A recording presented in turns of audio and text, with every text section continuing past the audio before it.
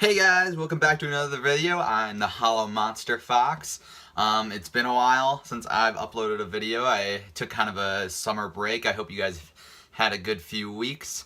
So as you might know from the title, I'm going to be doing a different video from my usual pack openings.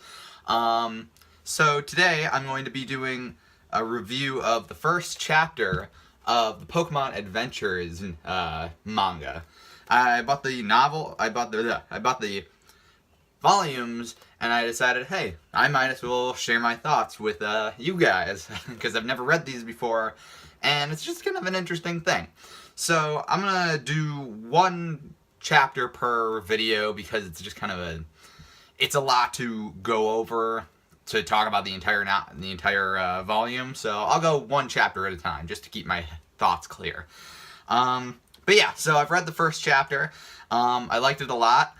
It's very different from all the other media sources that involve Red. Usually it's like the typical thing. It follows generally how the games go. But this is a little bit different. I'll go over briefly what the first chapter was about.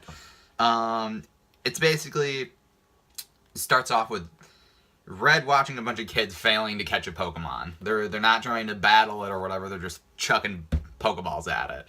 And he shows up and he thinks he's like super great, and he's like, that's not how you catch a Pokemon, I'm gonna show you how to do it. And so he throws out a Poliwhirl, and I guess this is his starter, I guess. I mean, it's the Pokemon that he has at the time at the very least.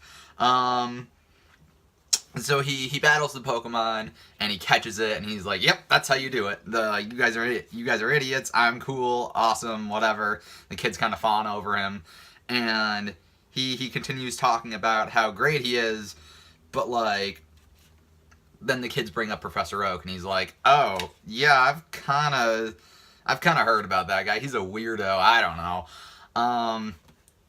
They say, "Oh well, if you want to be super great, then maybe you should go see him." And he's like, "I don't need that. I don't need to go talk to that guy. He's kind of off. I don't know what's going on with that, but I don't care." So he separates from the kids, and he's still thinking about like, well, hey, like, I don't know, like, he thinks he's the greatest, but he's still not 100% sure. And he ends up running into members of Team Rocket, who are discussing a weird mysterioso Pokemon in the forest and how they're gonna go catch it.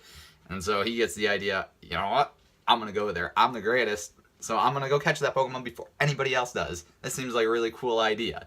So he goes into the forest, and there's a really funny panel of him with a bunch of Pokeballs, because he's like, I've got all these Pokeballs, I'm gonna just like catch it, and it doesn't, nobody's gonna stop me with all these Pokeballs, I don't know. And so he's in the forest, and he's looking around. I got the book right in front of me so I can kind of refresh myself, and he ends up running into Blue, who is actually battling the special Pokemon. And I won't say what the Pokemon is, because like, to a certain degree I don't want to spoil this, but like, Blue's battling the Pokemon, Red's like kind of amazed at this, and then he realizes that Blue kind of backs off and like says, "Okay, I'm not gonna beat this Pokemon." And he kind of stops battling it. Red gets immediately angry and runs out and says, "Why did you just give up?" And before Blue can even like give him really a response, Red says, "Well, watch out, because I'm gonna catch that Pokemon. I don't care what you say." And he basically gets his butt handed to him. And after that, Blue basically describes to him there was no way anybody was going to beat the Pokemon. That's why he gave up. And you got to know your limitations, basically. And basically, it ends more or less with Team Rocket showing up. The Pokemon zips away, and they go, even though they're angry at Blue and Red for like messing with it, they kind of like give up on the kids and be like, whatever, we'll go chase after that Pokemon. And at that point, Red's feeling pretty defeated, and starts thinking, well, maybe maybe it would be best if I did go see the Pokemon Professor. That's basically the first chapter. Basically, my thoughts are, I actually really like this version of Red. I think it's a nice deviation from the kind of soulless, like, all of the Pokemon characters are a little bit more, like, level tone, and they don't really do a whole lot, and, pause. Felicia. Please chill.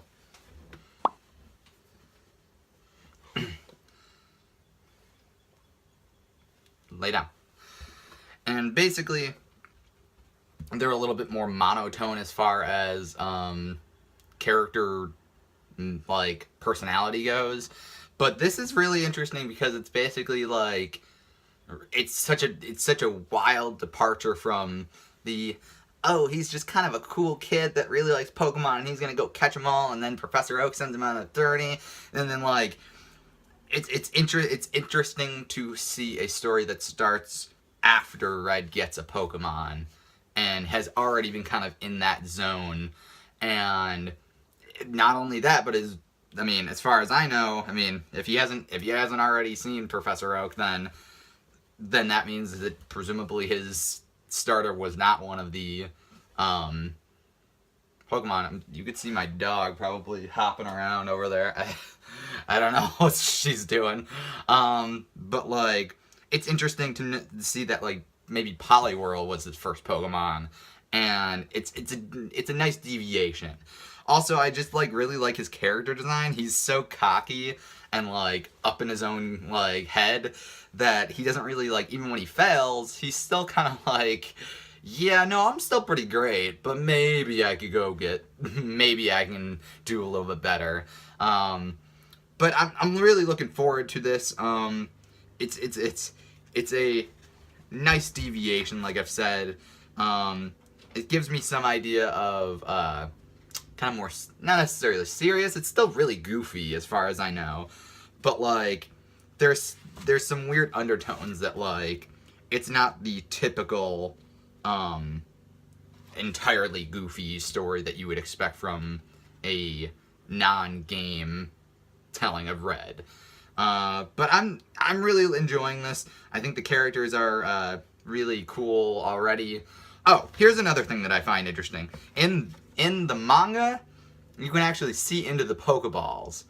That makes some sense, I guess. I mean, it does and it doesn't, but like, it definitely makes it seem more like the Pokemon are on your journey, and they're not just trapped inside a ball. They can see what's happening on the outside. You can converse with them, and basically you also get to know who's in what Pokeball, because you never really like, in the game it doesn't really make a difference, but like all other forms, the anime and movies and even some like kind of side anime stuff or whatever, it's just, oh, here's the Pokeball, and you can't see what's inside of it unless you open it. And I've never really understood why, or how rather, the trainers know which Pokemon's in which. But yeah, I find that really cool. It's a very interesting deviation. I keep saying deviation, like, whatever. But I found it very interesting.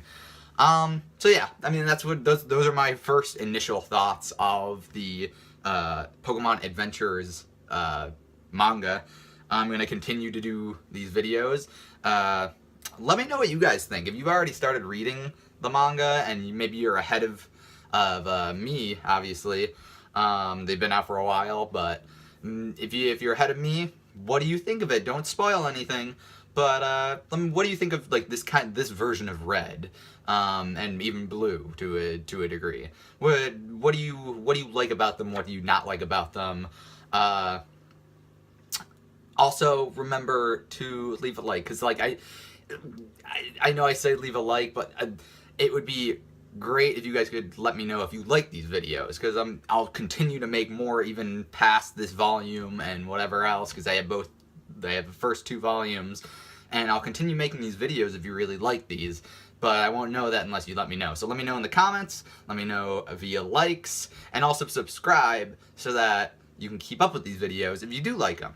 And also, I'll have other pack openings as well. So I will see you guys in another video. Bye-bye.